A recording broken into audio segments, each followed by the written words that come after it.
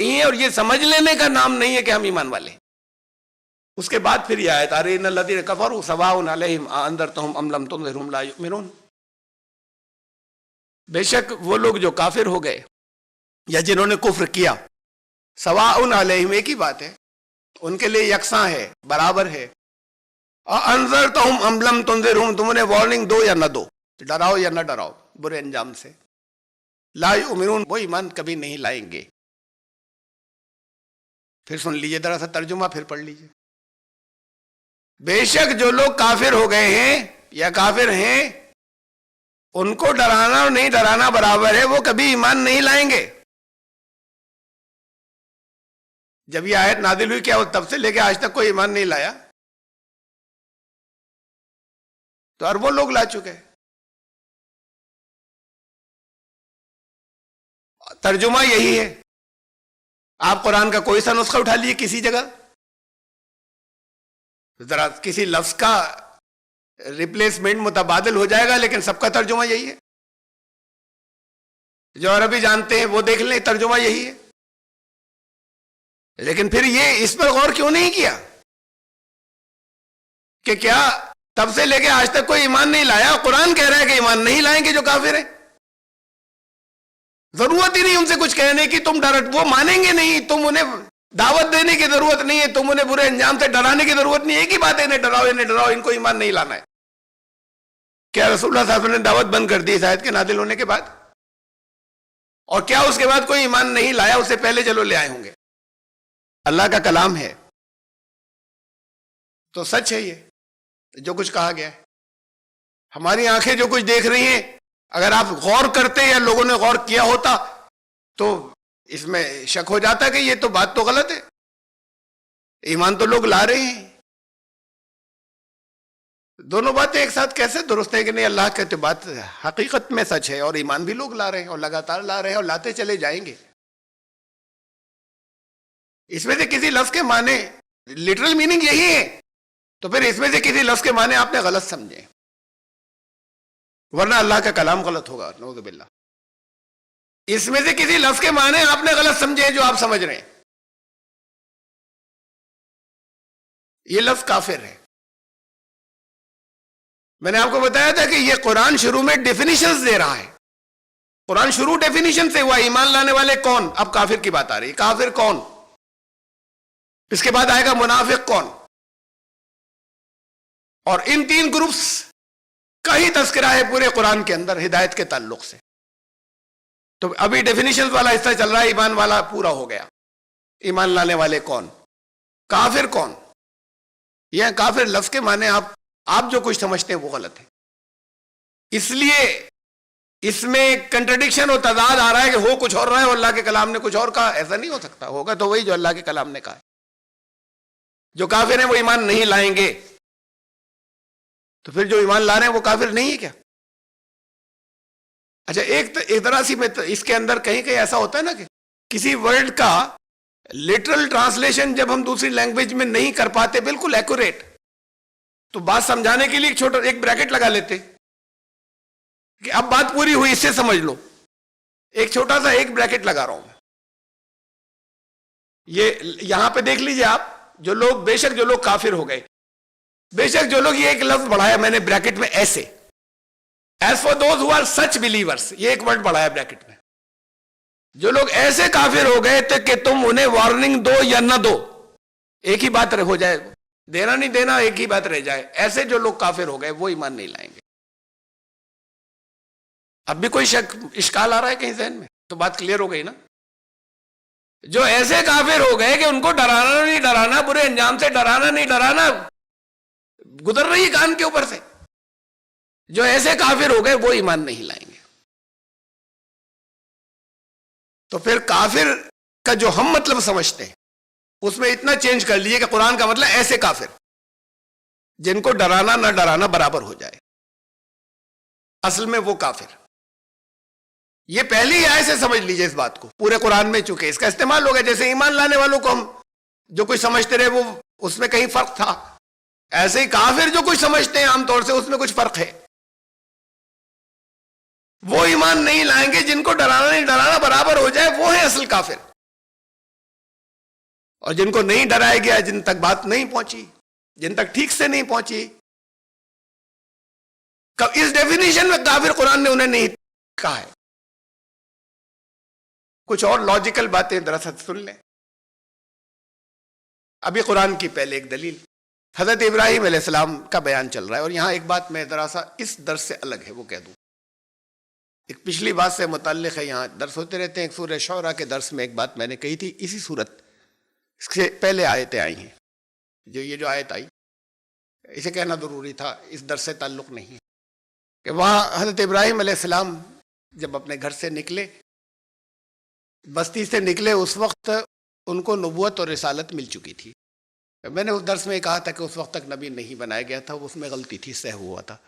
ایک صاحب نے توجہ دلائی، ایک ہمارے مخلص ہیں حنیف گلی والا، انہوں نے لکھا، تو میں نے کہا اسے میں بیان بھی کر دوں گا کہ وہاں سیو ہو گیا تھا، اور پھر اپنے ریلیونٹ موقع پر اس سے متعلق پھر اور آیات آئیں گے، وہاں مزید وضاحت کر دوں گا. بہرحال حضرت ابراہیم علیہ السلام جو ہیں وہ ان کا اسوہ اور مثال دیکھیے کافر کے سلسلے میں. اپنے باپ، ان کے باپ نے کہا کہ ابراہیم قالا راغب انت عن آلہتی، یا ابراہیم، ابراہیم دماغ چل گیا ہے، میرے نسلوں سے چلے آ رہے یہ جو پوجیہ ہیں جتنے، ان سے تو پھرا ہوا ہے. لئن لم تنتہی، اگر باز نہیں آیا، لارجمنک کا پتھر مار مار کے ہلاک کر دوں گا، رجم کر دوں گا، سنگسار کر دوں گا. بہت محبت کرتا تھا. ہے قرآن شریف میں مختلف مقامات سے جو واضح ہوتی ہے بات. اصل باپ نہیں تھا، یہ بھی سمجھ لیجیے گا، یہ پھر اپنے وقت پر آئے گی تب. قرآن میں ہی ہے. اس نے پالا تھا حضرت ابراہیم علیہ السلام کو، بہت محبت کرتا تھا. اصل باپ گزر چکے تھے حضرت ابراہیم علیہ السلام کے. اپنے علاقے کا سب سے بڑا مہنت تھا. وہ لیول، وہ پیشواؤں کا جن سے ریلیجس ہیرارکی، جن سے پولیٹیکل پاور بھی دبتی ہے. تو کہا، اسی لیے حضرت ابراہیم یہاں بچے ہوئے تھے اتنے، کہ ان پر ہاتھ ڈالنا آسان نہیں تھا. اور اللہ نے انبیاء کو ہمیں ایسے ہی گھروں میں پیدا کیا یا ایسے گھروں میں پہنچا دیا ہے ہمیشہ. کہا کہ اگر اب نہیں، اگر تو نے یہ نہیں چھوڑا تو تجھے پتھر مار مار کے ہلاک کر دوں گا. واہجرنی ملیہ، کچھ عرصے کے لیے، یہ نہیں کہا پرماننٹ نکل جا، کچھ دنوں کے لیے تو اب نظروں سے دور ہو جا، نہیں تو اب پھر جان سے ہی مار دوں گا، میرا غصہ ٹھنڈا ہو جائے پھر آ جانا، کچھ عرصے کے لیے نکل جا. قال سلام علیک، سلام کر کے نکلے. آپ کو یہ بتایا گیا نا کہ سلام نہیں کر سکتے. اب یہ لیول کون سا تھا اس کا، اس کے کفر کا؟ کہہ رہے جان سے مار دوں گا، یہ میرے دیوی دیوتاؤں کو لگاتار برا کہہ رہا ہے اور انہیں مانتا نہیں. اب یا تو نکل جا ورنہ جان سے مارا جائے گا. حضرت ابراہیم نے کہا سلام علیک، ساستغفر لک ربی، میں اپنے رب سے آپ کے لیے استغفار کرتا رہوں گا. انہ کان بی حفیہ، میرے اوپر بہت اس کی مہربانیاں ہیں میرے رب کی. جا رہا ہوں میں. سلام کر کے گئے. سلام بھی دعائے مغفرت ہی ہے، سلامتی کی دعا ہے. مغفرت بھی غلطیوں کو ڈھک دینے کی دعا ہے، سلامتی کی دعا ہے. حضرت ابراہیم چلے گئے. اس کے بعد ایک اصول دیکھیں قرآن نے بیان کیا حضرت ابراہیم کا نام لے کر، ان کی مثال دے کر. سورہ توبہ میں ہے، وَمَا كَانَ اسْتِغْفَارُ إِبْرَاهِيمَ لِأَبِيهِ إِلَّا مَوْعِدَةٍ وَعَدَهَا إِيَّاهُ. ابراہیم نے جو اپنے باپ کے لیے مغفرت کی دعا کی بات کی کرتے رہے تھے حضرت ابراہیم، کہا قرآن نے کہا اس لیے کرتے تھے کہ اپنے باپ سے وعدہ کر لیا تھا. وعدہ آپ کے سامنے آ چکا ہوا. ابھی کس وقت کیا تھا؟ اس وقت کیا تھا وعدہ کیا کیا تھا؟ اپنے آپ سے وعدہ کیا تھا، اللہ سے وعدہ کیا تھا. باپ سے کیا وعدہ کرتے ہوئے؟ جب انہوں نے کہا کہ جان سے مار دوں گا، جا یہاں سے، میرے دیوتاؤں کو برا کہتا ہے، تو انہوں نے کہا میں اپنے رب سے آپ کے لیے دعا کرتا رہوں گا. استغفار کی تو کہا کہ فرمایا قرآن نے کہ انہوں نے جو دعا، انہوں نے جو کیا تھا حضرت ابراہیم نے، وہ اس لیے کیا تھا. لیکن فلما، اس کے یہی آیت چل رہی ہے، فلما تبین لہ انہ عدو للہ، جب ان کے اوپر یہ کھل گیا کہ یہ تو اللہ کا دشمن ہے میرا باپ، تبرأ منہ، تو پھر انہوں نے چھوڑ دی دعائے مغفرت، اس سے برات اختیار کر لی. اس سے پھر حضرت ابراہیم علیہ السلام جو ہیں اپنے آپ کو ڈیسوشیٹ کر لیا انہوں نے، اب نہیں کروں گا، یہ تو اللہ کا دشمن نکلا. کب معلوم ہوا حضرت ابراہیم کو کہ اللہ کا دشمن تھا وہ؟ جب گھر سے تب نہیں، جب شروع سے پجاری تھا وہ شروع سے مخالفت کر رہے ہیں پوری بستی کے اندر، تب نہیں معلوم تھا کہ یہ اللہ کا دشمن ہے، اور شروع سے موحد ہیں بچپن سے، اور پھر اب بڑے ہو گئے، اللہ کے رسول ہو گئے، باپ سے کہہ رہے ہیں کہ اب میرے پاس اللہ کی طرف سے علم آ گیا، میری اتباع کیجئے۔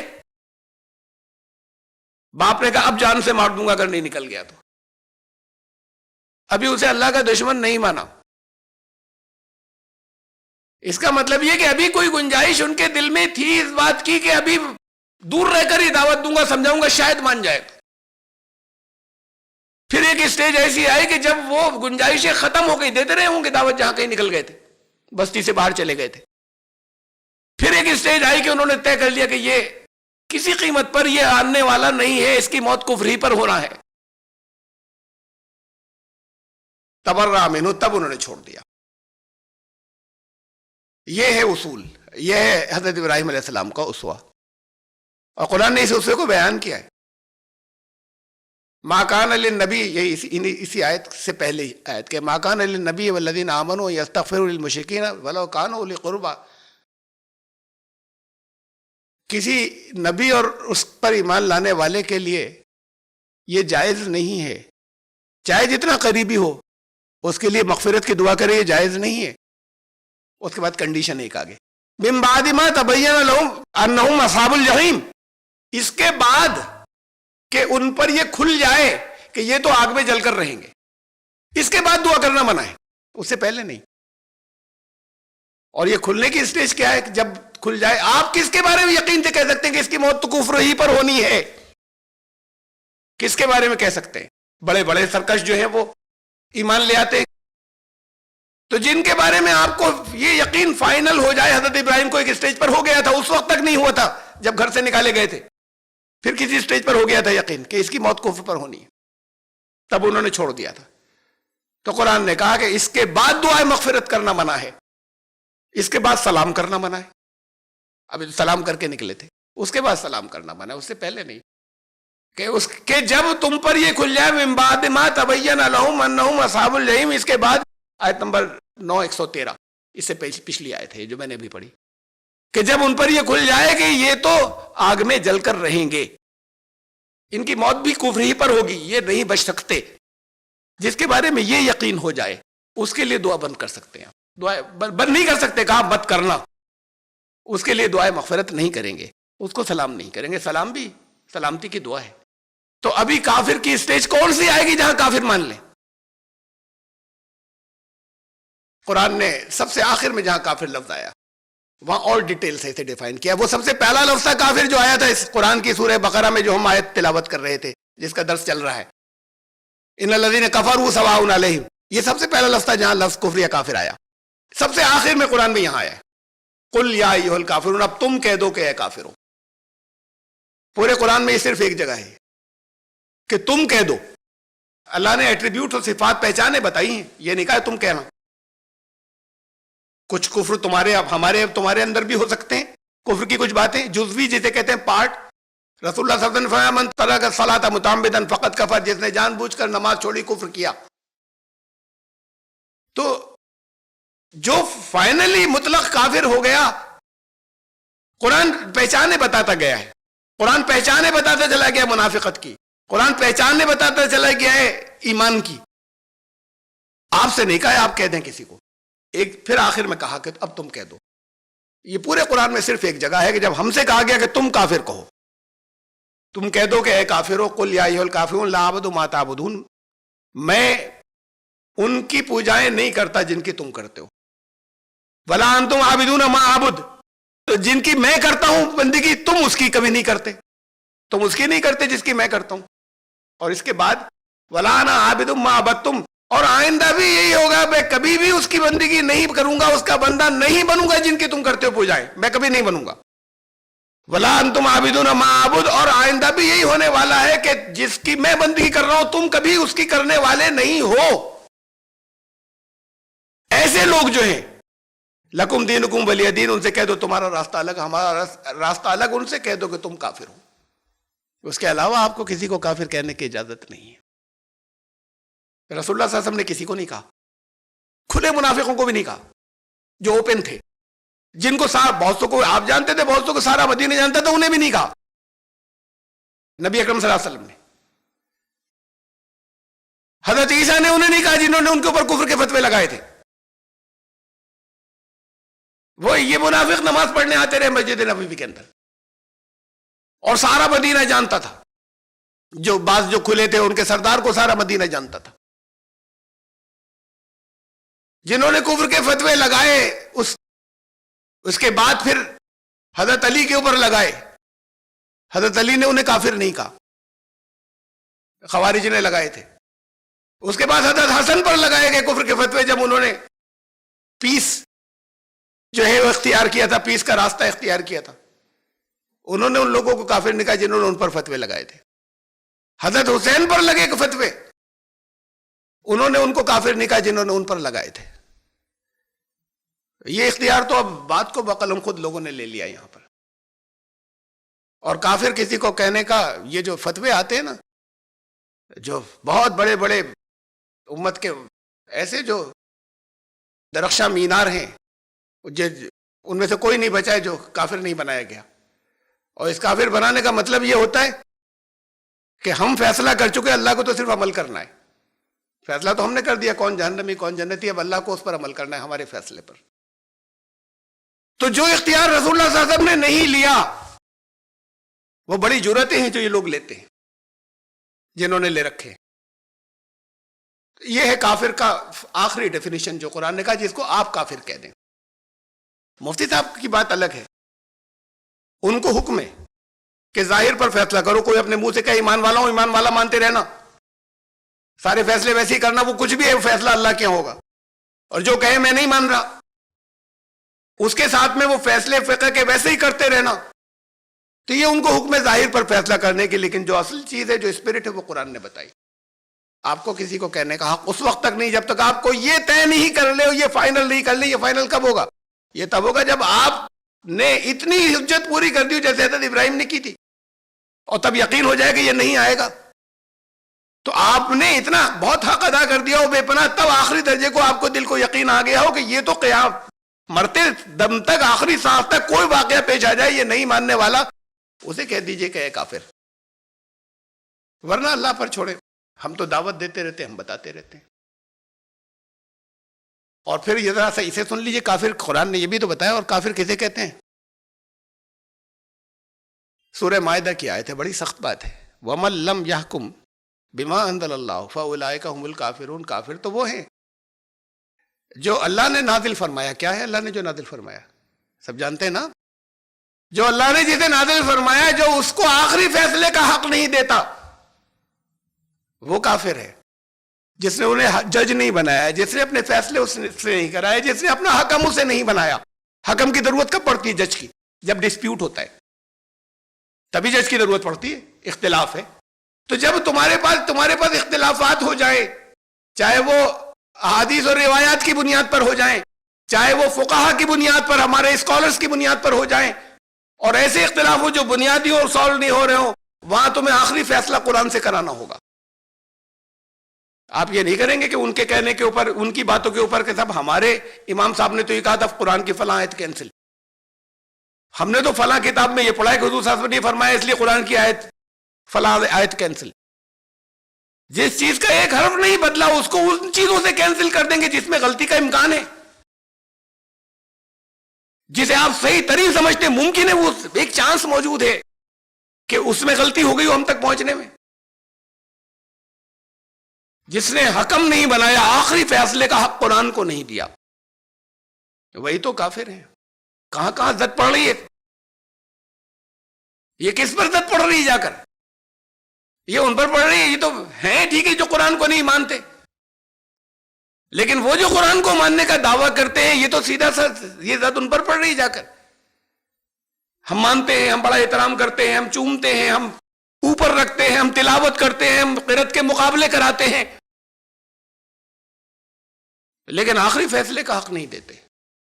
مجھے کسی کو کہنے کا کوئی حق نہیں ہے، میں صرف قرآن کی آیت کا میں کر رہا ہوں۔ قرآن صرف ایٹریبیوٹ پتا چلا گیا، کسی کو کہنے کا حق نہیں ہے آپ میں سے بھی، لیکن صفات جو قرآن بتاتا چلا گیا ہے ہم اس کی زد میں کون آ رہا ہے؟ اسے ہم اپنے بارے میں غور کریں کہ ہماری پہلے سارے ڈسپیوٹس میں ہماری زندگی میں پہلے نمبر پر قرآن ہوگا، اور باقی سب کا احترام باقی سب کا بھی کہنا ماننا باقی، لیکن پہلے نمبر پہ یہ ہوگا، اس سے جو چیز ٹکرائے گی اسے چھوڑا جائے گا، ورنہ ایمان نہیں ہوگا۔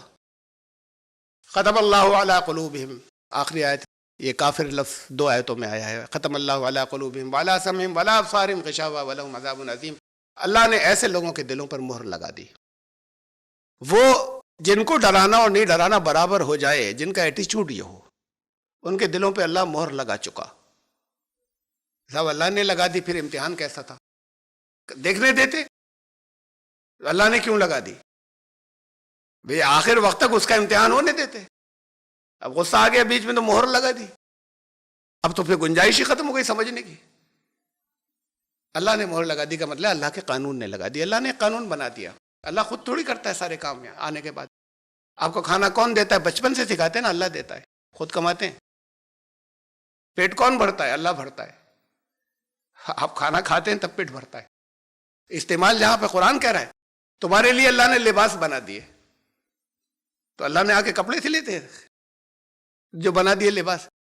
اللہ نے وہ اللہ کے قانون کے مطابق تم سیکھ گئے ان چیزوں کو استعمال کرنا جن سے لباس بن جاتے ہیں، تو اسے کہا، اس کا یہ کہ چونکہ اس کی اصل سورس وہی ہے، اس کا بنایا ہوا قانون تھا، اس لیے کر لیا تم نے، اس لیے اسے اللہ کی طرف ریفر کیا جاتا ہے کہ اللہ کر رہا ہے۔ ختم اللہ علی قلوبہم، اللہ کے قانون نے ان کے دلوں پر مہر لگا دی، یہ قانون بنا ہوا ہے۔ پہلی مرتبہ جس نے کوئی گناہ کیا، ایسا گناہ جو اس نے زندگی میں پہلی مرتبہ کیا ہو، تو اندر ایک نظام ہے، سب کانشیس مائنڈ، اندر سے ایک آواز آتی ہے کہ مت کرو۔ پھر اس لیے کہ بھلے برے کو دین ہو یا نہیں ہو، ایمان ہو یا نہیں ہو، یہاں بھلے برے کی پرکھ سمجھ ان کو بھی ہے جو اللہ کو نہیں مانتے کہ کیا کام برا ہے کیا اچھا ہے۔ تو کہا کہ اب اگر کوئی کرتا ہے، پہلی مرتبہ کوئی گناہ کرتا ہے، تو اندر سے بلٹ ان سسٹم ہے، آواز آتی ہے کہ کانشیس ضمیر آواز دیتا ہے کہ مت کرو، لیکن شیطان کے بہکائے میں اس وقت جذبات سے غالب ہو گئے اور کر لیا۔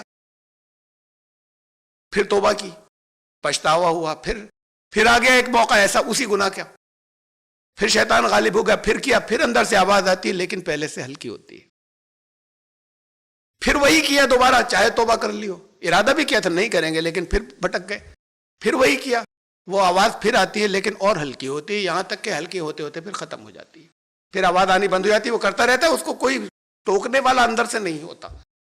یہ کہتے ہیں پردہ ہو گیا، پردہ پڑ گیا۔ اب یہ ایک پردہ پڑ گیا، یہ مہر سے، تو وہ ان کے عمل جو ہے، وہ اللہ کا قانون یہ ہے کہ ان کے عمل انہیں سیل کر دیتے، اور یہ قانون بتایا جا چکا ہے۔ تم خود اپنے عمل سے سیل کر رہے ہو، تو اللہ نے، اللہ کے قانون نے ان کے دلوں کو سیل کر دیا، ان کی سماعتوں کو، ان کی بصارتوں کو۔ بصارت کے آگے پردہ پڑ گیا، نگاہوں کے آگے، سننے کے آگے۔ یہ کیا چیزیں تھیں تینوں؟ یاد دلاؤں میں آپ کو، لہم قلوب لا یفقہون بہا، جہنمی وہ ہیں جن کے قلب تو ہیں لیکن تفقہ سے کام نہیں لیتے، غور و فکر سے۔ لہم اعین لا یبصرون بہا وعلی ابصارہم، ان کی آنکھیں تو ہیں لیکن بصیرت سے، گہرائی سے دیکھنے کا کام نہیں لیتے۔ لہم آذان لا یسمعون بہا، ان کے کان ہیں، نہیں گزرنے دیتے اس سے ہدایت کی بات، صحیح بات نہیں سمجھتے۔ والا سمعہم، یہ وہی 3 نام ہیں جن کے لیے کہا تھا یہ جہنمی ہے، جو شرف انسانیت سے گزر گئے تو ایمان ہی نہیں بچا ہے، وہ جانوروں کے نیچے سے لیول ہے، ایمان تو انسان کا ہوتا ہے۔ اللہ نے ان کے قلوب پر مہر لگا دی، تو پھر یہ گئے، یہ انسان کے لیول پر نہیں بچے، اس لیے کہ انہوں نے خود اپنے آپ کو گرا دیا۔ اللہ کے قانون نے لگا دی، قانون بتا دیا گیا تھا، وَلَهُمْ عَذَابٌ عَظِيمٌ، تو ان کے لیے پھر زبردست بڑا عذاب ہے، ان کا انجام ان کے سامنے آ جائے گا۔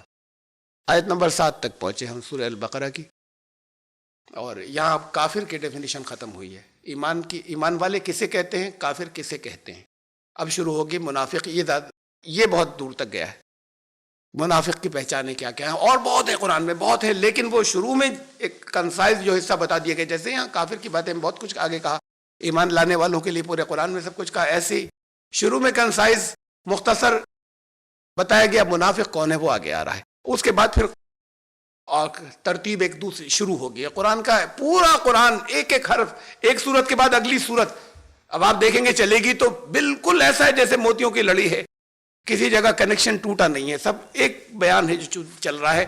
ہر سورت کے اندر ہر آیت کے بیچ میں جو ربط ہے, اور ہر سورت اور اگلی سورت کے شروع ہونے میں بھی جو ربط ہے وہ آپ کو خود محسوس ہوتا چلا جائے گا. میں ایک دو مرتبہ بتاؤں گا, اس کے بعد آپ کے خود آتا چلا جائے گا سمجھ میں. تو اب اس کے بعد پھر اگلی نیکسٹ ڈیفینیشن آنے والی ہے انشاءاللہ, زندگی رہی تو پھر آیت نمبر 8 سے سورہ البقرہ کی پہ شروع کریں گے. سبحان اللہ.